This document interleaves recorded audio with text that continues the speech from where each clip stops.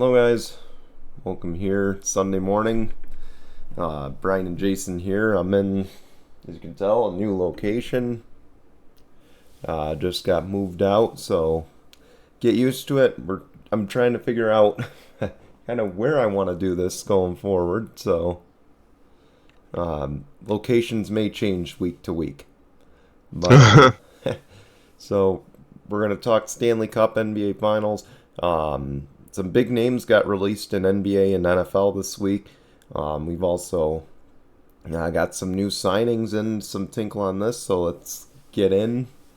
I'll start it off this week with the Panthers. The Panthers are gonna try to avoid a 3-1 series lead, or avoid being down 3-1 in the series tonight or Saturday night. We're recording on Saturday, so that's why I said that. Vegas could go up. So as we're talking today, I guess, I say all the time 3-1 leads are safe. I don't think that's going to be the case this time around. I feel like a lot of that time, in hockey, is when a lot of those 3-1 deficits kind of get broken, or they tie them, and then the team that did have originally the lead wins it in the seventh game. So who really knows? I mean, Florida is really, I wouldn't say their backs are against the wall. Their backs will be against the wall if they go down 3-1, but they're only down 2-1 right now. So I think that if they could really push and win these games, maybe Buffalo fans don't have to worry about seeing a Jack Eichel, championship banner hung or championship ring or so. So Florida really has to do what needs to be done and play some defense and get some goals and stop, Vegas and Jack Eichel from scoring goals. So in the end of the day, they really have to make sure that they get their defense in check and not allowing any goals for the Vegas Golden Knights. And then as far as Vegas, I mean, it's got to do what they've been doing so far and, keep it going with, great defense and great offense, because in the end of the day, that's what wins championships is great defense. I mean, it doesn't matter what sport. It could be baseball, it could be hockey, it could be football, it could be basketball. But if you don't have good defense, you're not going to win a championship. Because if you can't stop that, other team from scoring, at the end of the day, you're going to lose the game. This feels like a Booger McFarland explanation. Yeah, I know. I was going to say something like that. Borowski's got to be lights out. That I'll say. He's got to be lights out tonight for Florida to stay in this. Or, hopefully Saturday night he stays in it.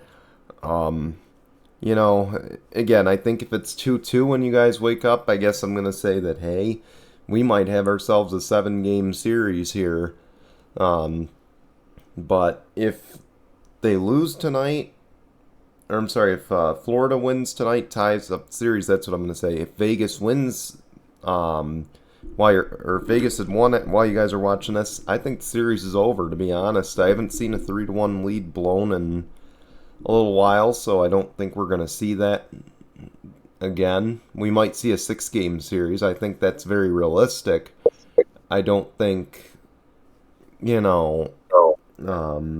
coming back from 3-1 sounds realistic, unfortunately.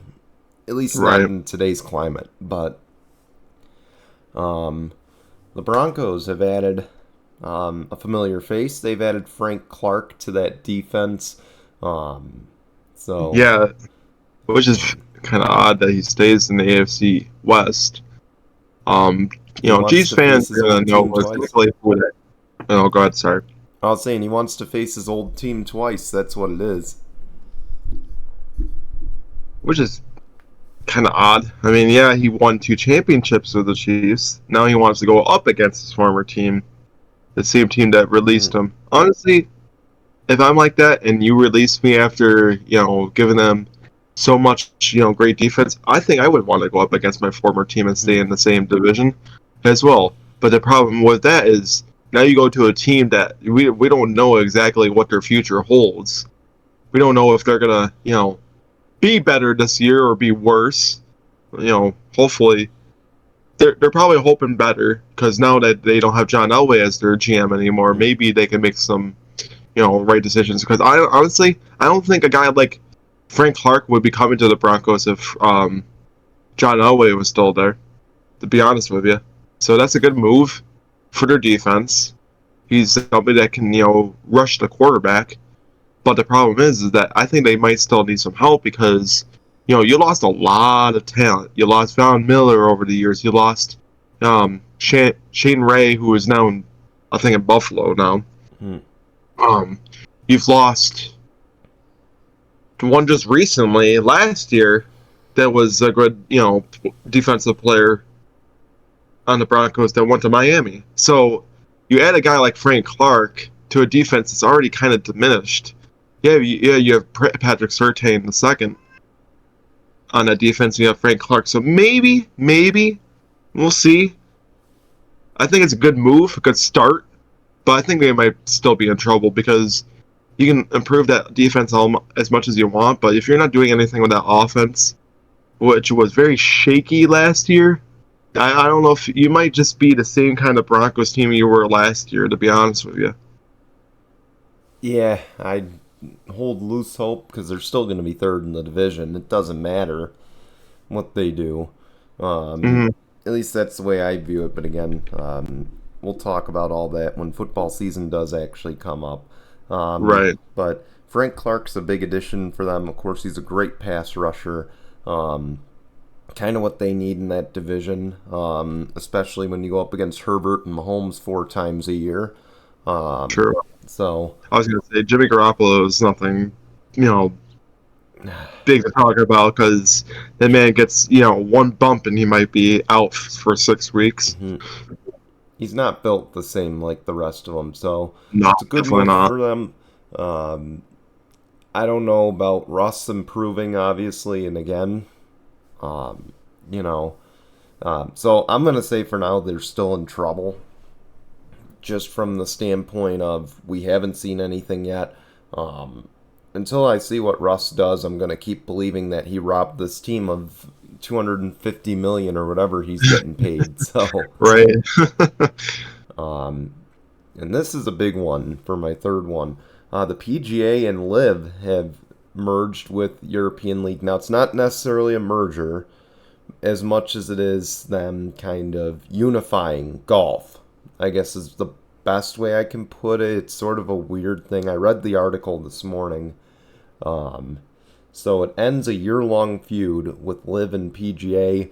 People, of course, have had flashbacks from this. If you're an auto racing fan, you flashed back to IndyCar and kart splitting, or IndyCar splitting into Indy and kart. So it's, I guess it's good this feud didn't go on for too long. But at the same time, there's going to be a lot of upset fans about it, a lot of happy fans. But I guess we'll see what comes out of this, and we'll see, ultimately what the way forward's going to be here for golf. I don't know for sure. I believe they're going to Mhm. merge all their big events, which would be great. And hopefully the golfers stick around. It would be cool. It would be nice. Um, I think it might be a good thing for golf going forward. It brings in a lot of new eyes, from the one side, and maybe Hmm. PGA is always going to be PGA. It's going to be the main thing that people are going to be watching. Yeah, adding in something that's kind of like a competition, it exactly isn't entirely bad. But now that they unify together, that brings a lot of people that were over there that was originally PGA over. But then, if you think about it, it might piss a lot of people off because they made it to try to be, something different for PGA, and then they just kind of merged back together. So now, all those people that were mad about PGA are just gonna have to deal with it Hmm. going forward. So, did they really accomplish anything with that? Maybe not, but time will tell. Yeah, of course. And again, you wonder, again, for me as a racing fan, you know, having seen it, well, I wasn't really a fan then, but IndyCar and kart splitting up into two entities. So you wonder now what's going to become of it. You sort of have that in the back of your head. But of Mhm. course, I mean, there's really no like bigger like golf similar league. So I imagine they'll be fine. I imagine they'll work it out. I imagine, hopefully we won't see a split like this again. Um, but again, time will tell, I guess is the biggest thing I can say about it. Right. And time will tell about a lot of things. Um, of course, Jason's got a lot of things that say time will tell. So I'll let Yeah. him take over. So Buffalo. Um, this might be a name that a lot of people may or may not know, but Leonard Floyd. I do kind of recall remembering hearing about his name with the Rams and everything like that. He was a big contributor to what the Rams when they won the championship. Him and Von Miller were a great, edge rushing tandem. Well, now that tandem comes to Buffalo as Leonard Floyd now signs a 1-year deal. And apparently, Brian, he also took a lot less money to join the Buffalo Bills than he would have on the open market. Hmm. So that tells me that Von Miller might have had a lot to say in getting Leonard Floyd. And if so, that's I think a huge name because say if Von Miller really is truly out until week 6, I think he's a guy that can come in and to really be a temporary starter in spot of Von Miller. He's Hmm. somebody that can add depth. So like if somehow like Von Miller um, has any kind of setbacks or somehow gets re-injured or something like that, I think he's somebody that can come in and be that guy. Also be a great mentor to like a Gregory Rousseau, to a Shaq Lawson, Hmm. having more veteran. He's really annoying me. Sorry. It's all right. um, I think he's definitely somebody that can come in and help lead this young group of talent. Because you have a guy like Greg Russo. We haven't seen his true potential yet. They say that he can really break out. I haven't seen it yet. It would be nice if he could because I think he could be the future of the defense as a pass rusher. But adding a guy like Leonard Floyd and having a guy like Von Miller as your two veteran presences, I would think that they had to be your day one starting edge rushers Hmm. if Von Miller is healthy enough by week 1. If not, I say Gregory Rousseau and Leonard Floyd. I'm hoping that's the case. Um, so we'll see. Shoot, sorry. My, You're fine. but so yeah, no, I look forward to see what Leonard Floyd um, does for Buffalo. I think that's a really good signing for them, and of course, the willingness to take a pay cut's always good. Um, Jason's taking care of the cat, so but yeah, so it's it'll be interesting ultimately. Again, the theme sort of is time will tell. So, even if Von Miller comes back, maybe they put him on the opposite side or something, or shift his position Honestly, I around. would like it because Buffalo is definitely showcasing that defense is definitely going to be the Mm, main focus this year. And with Sean McDermott leading the defense, I'm hoping that's the case because you get two great pass rushers. mm, Say if Von Miller is somehow lucky enough to start week 1, you have both of them off the edge, and you've seen what mm, kind of production they had in LA. I think that's good for Buffalo moving forward. yeah. Yeah, I get it. The offense is probably not gotten any better than they have last year, and we don't know about Gabe Davis and whatnot. But you know what? At least the defense is improving, and that's what Mm, matters.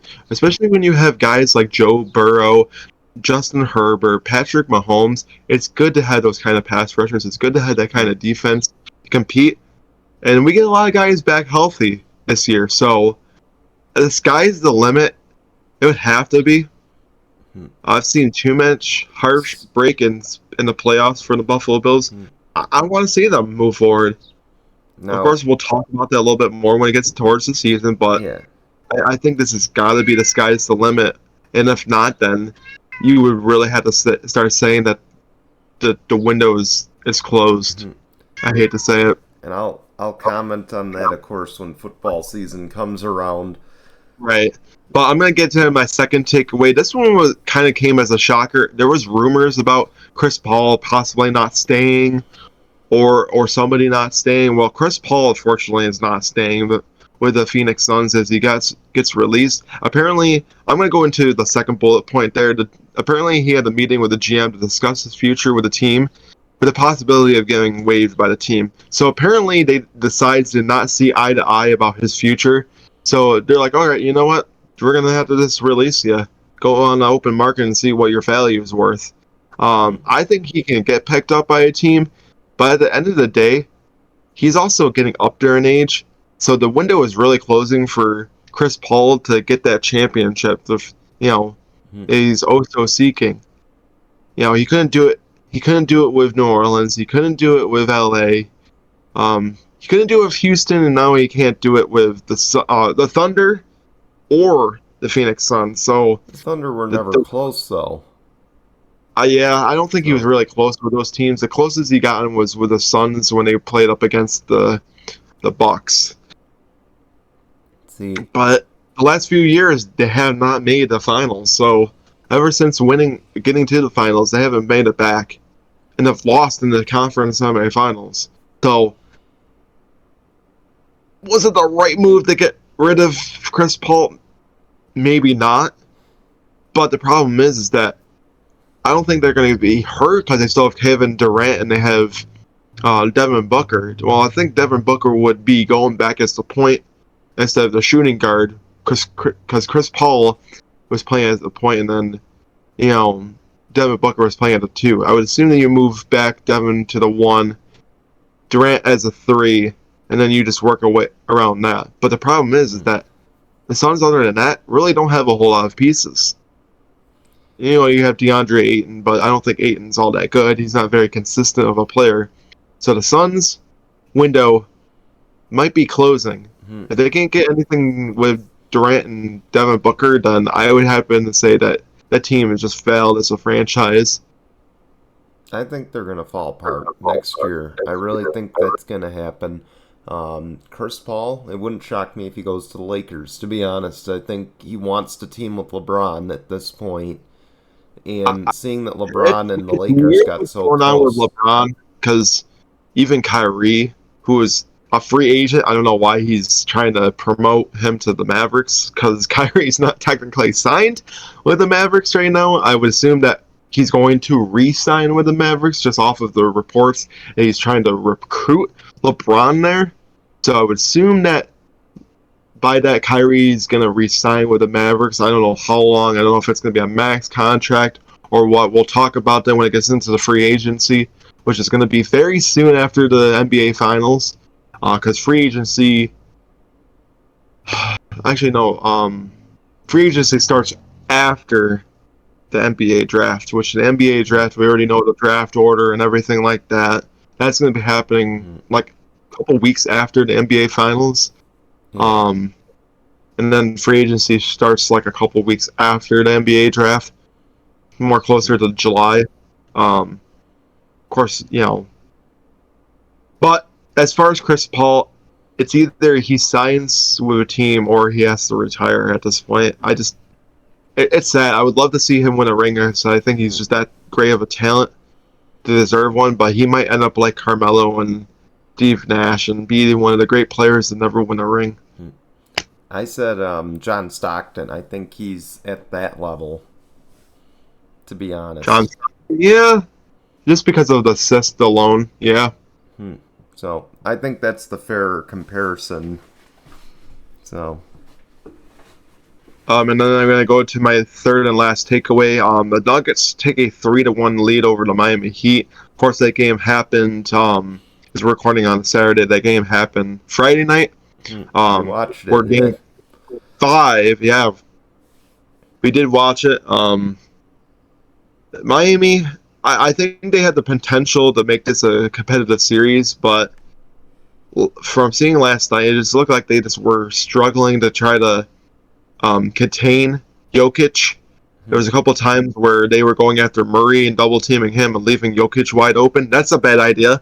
I get it. Jokic is not the best 3-point shooter, but you leave him wide open from the three, he's going to take it all day.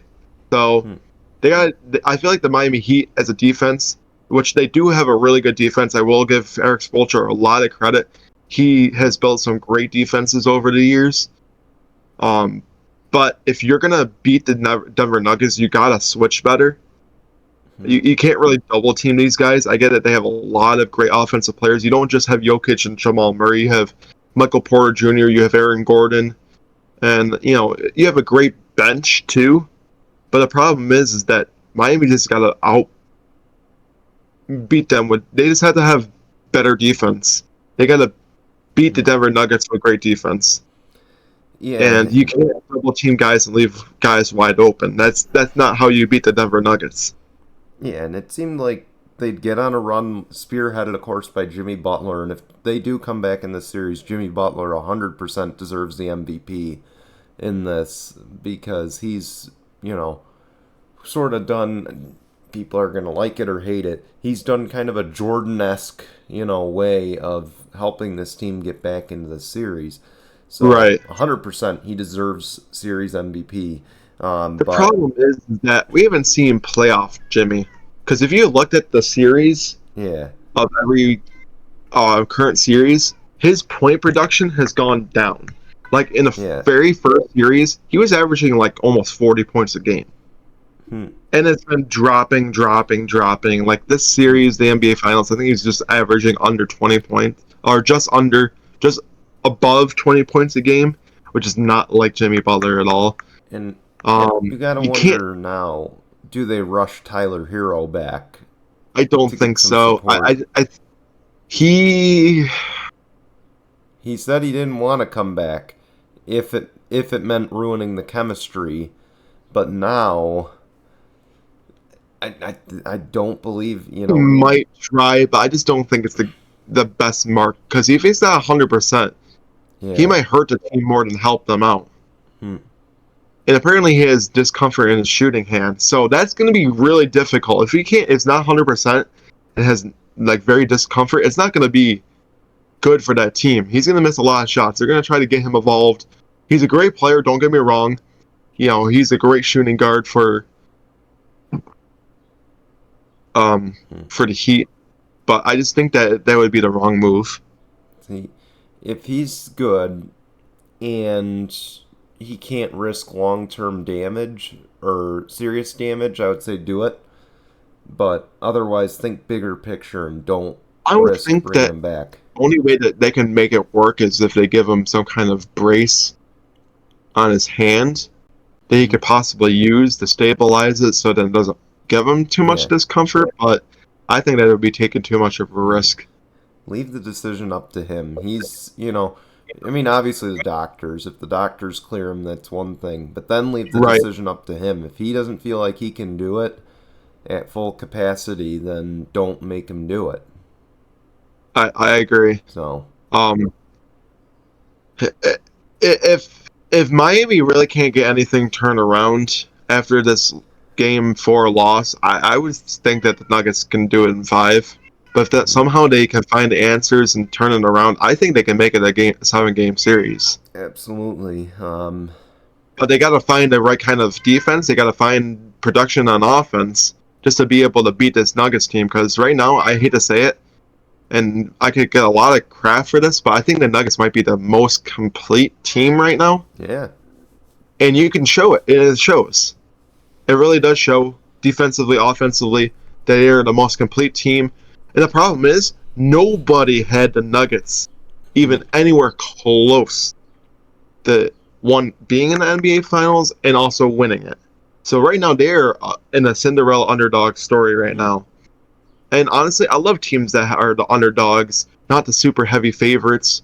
Of course, they are now that they're in the finals because they're playing up against the 8 seed, and a lot of times the 8 seeds aren't super great, aren't really the favorites. So technically, the Heat are the underdogs in this story, and then the Nuggets are the overdogs. But if you think about it, in the terms of everything playoff wise, they weren't the favorites. Teams didn't really have the Nuggets going anywhere close to the NBA Finals. I think they had teams like, Golden State, who were the current NBA champions. They probably had the Lakers being heavy favorites, even though they got swept in the Western Conference Finals. So, personally, I would be okay with either team, and I stated it before. But Yeah. Nuggets are just that complete team, and I think it's might be their time. It is And 100% their time. beating Denver in Denver is not going to be an easy task for the Miami Heat, especially being down 3-1. So I don't think it's in their favor, but unless they can find something that can help them win Game 5, I say this series can go in 6 games. I'm going to put that out there. I think the Miami Heat are going to find a way to win Game 5 and force a Game 6 in Miami. I feel like they could do that. I feel like there's a chance they could force a Game 7. I think there's a slim chance, but I think there's a chance. There might be. I mean, I look at it this way. Look at the series between the Boston Celtics and the Heat. I mean, Boston came back and made that a competitive series. And of course, eventually Miami did win. But that could have easily been a sweep for the Miami Heat if they didn't, let... Because I think they went up, 3-0? Yeah, 3-0. It could have been a sweep, but then Celtics won 3 games in a row to force a Game 7. So anything's possible. Absolutely, and I think we've seen some weirder things happen in the NBA, so who knows? Say something other than chair. Shit. Sorry. My phone's glitching out, so we did say a lot other than chair though. So hopefully we don't get copyrighted for that, so I don't think we will. I probably not. What I was trying to do is see if there's any other news, and apparently my thumb went over a video of some sort. So, let me see. When is Game 5 anyway? I think probably Monday or Tuesday. Yeah. Excuse me. Thank you. Yeah, there's where there's like a 2 or 3 day break between games, which gives the players more time to rest up.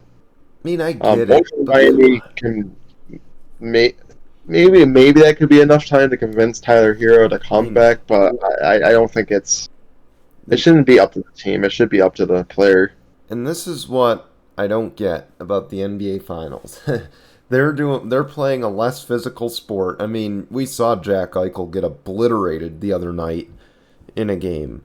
So why is it that we're cool playing 2-day breaks than going to the NHL where they only do every other day?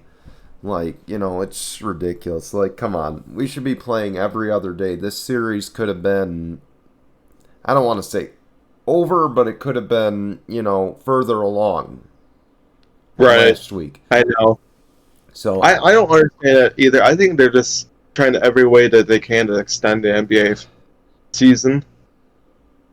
And that's what I think is drawing people away. You see the attention spans go down. You saw it with my phone clearly, so but they need to I think it should be every other day because look, sorry to the players, but you know what? You want to go put on pads and play hockey, then look at what they're doing every other day. I mean, they've got to be exhausted, bruised, banged up. Because that's a contact sport. Like basketball is somewhat of a contact sport, but not to the extreme that hockey is. Right. So, with that, should we talk about the Jags? Yes, of course. Oh, man. So the Jags, of course, renderings came out. I thought it was a new stadium, but they are renovating TIAA Bank Field. And, of course, I believe costs have already been projected to go well over $1 billion to renovate it to make it, quote, the stadium of the future. These renovations would last a few years, meaning the Jags would not have a home. London could be their home. I thought they were going to get a brand new stadium, but is it really just renovation? That's what the articles say. Which I guess it's cool. I feel like that's what teams probably should do. Instead of spending that kind of money, get a brand new stadium, which isn't a bad thing either, but if they can honestly spend the money to renovate it and make it like it's, like a newer stadium, then I feel like that should be the way the team should go. I don't think you should build a new stadium on new grounds. But if you can somehow build it to be bigger and better, then I feel like that's what a team should do. But if it's going to be $1 billion, why didn't you just make plans to build a brand new stadium in the first place? I mean,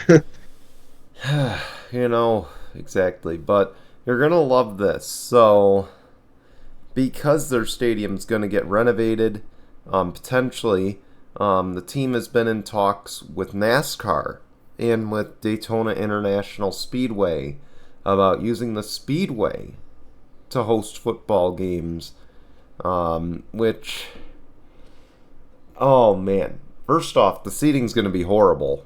You're not going to see any crowd leaps of any sort. If it's like what they did in the 70s, which...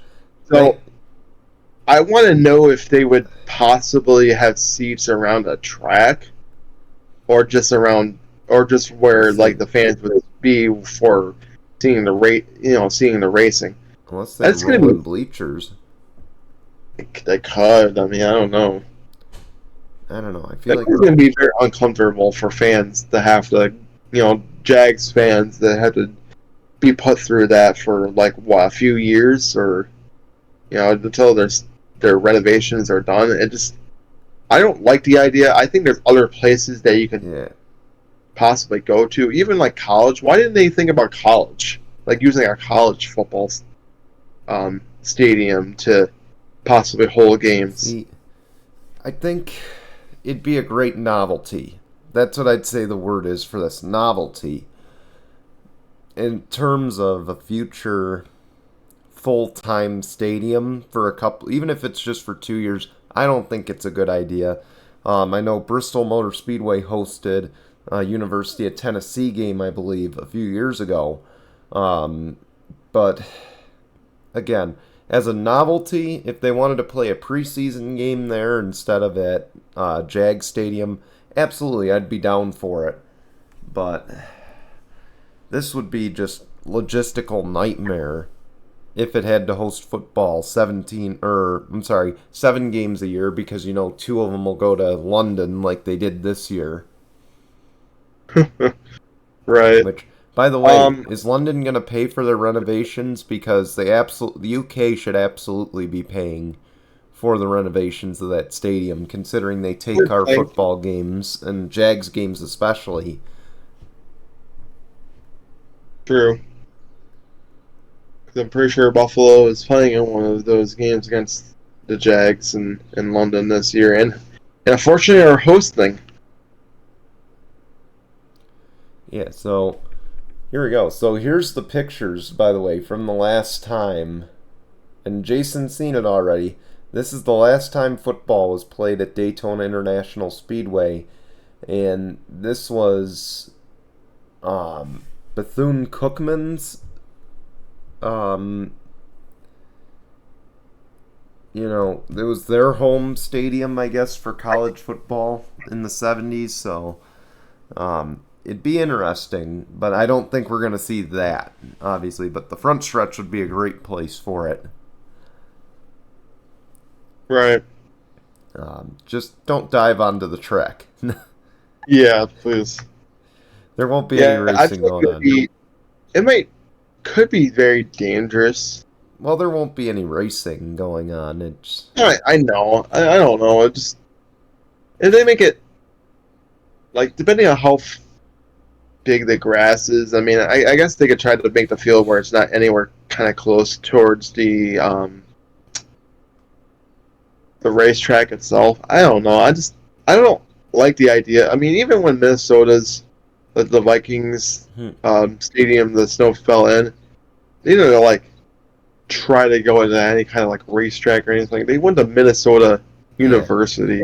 There's got to be a surrounding university that they can go to.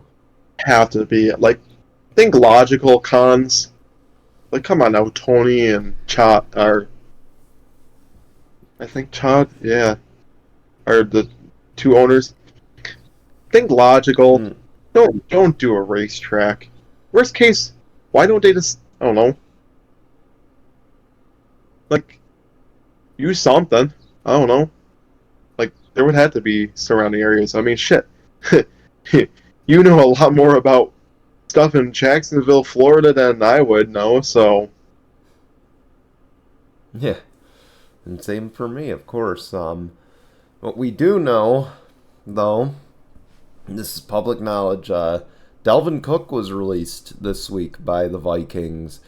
Man,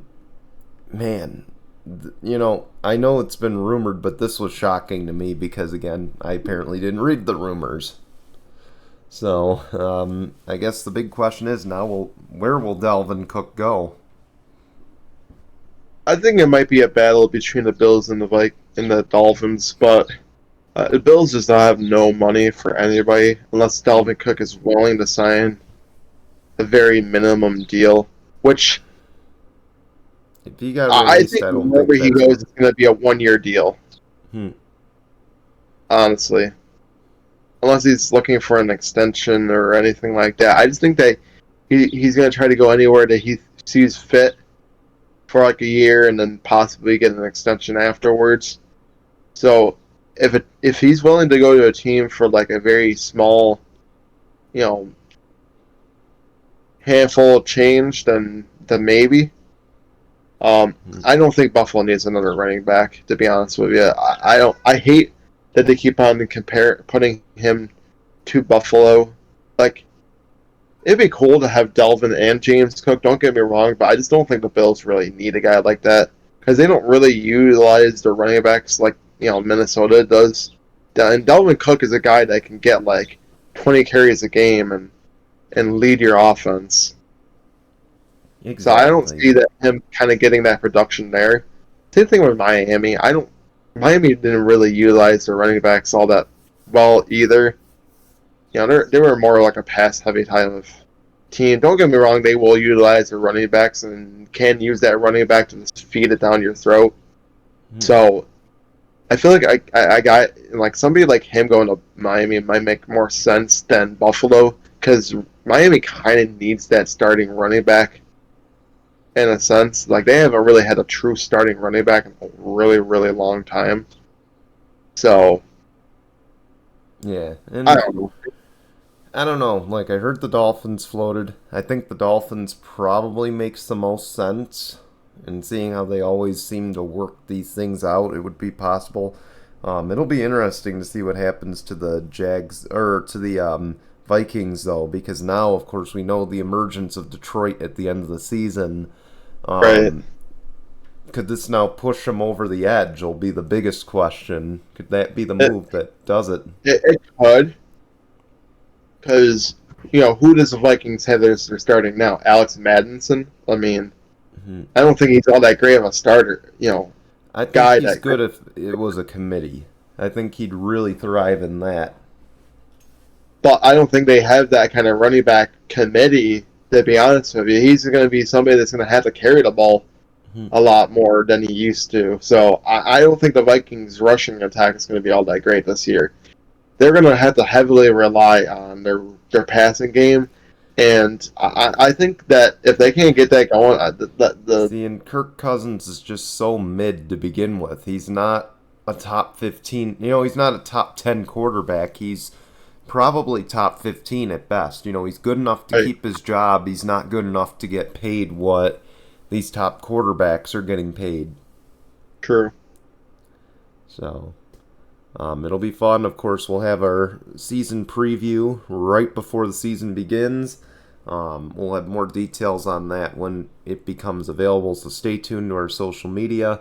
At least in terms of the impact when the season starts. We'll talk about it then. But let's go to Tinkle on this, and this is a good one. Conor McGregor was invited out onto the court for one of the Heat final games, I do believe.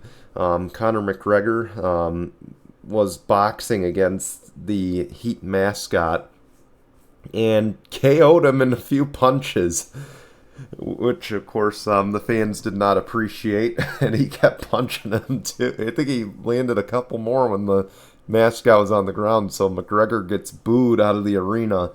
I think the mascot's okay, so that's why we're allowed to talk about this. So otherwise, they wouldn't upload it as a funny video on ESPN.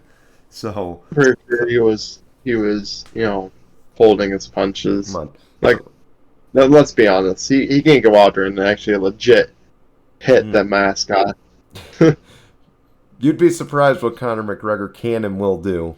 I know. Come on, True, I don't put it past him.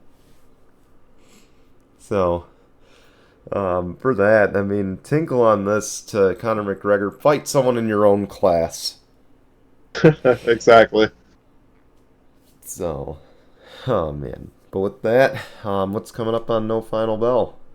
Yeah, so we have some, huge news coming out that CM Punk is now going to be officially coming back for AEW Collision June 17th, literally a week from when we're recording. So I figured Chicago, Illinois, as soon as they announced it, I'm like, yeah, probably CM Punk coming back. So I don't know how I truly feel about it.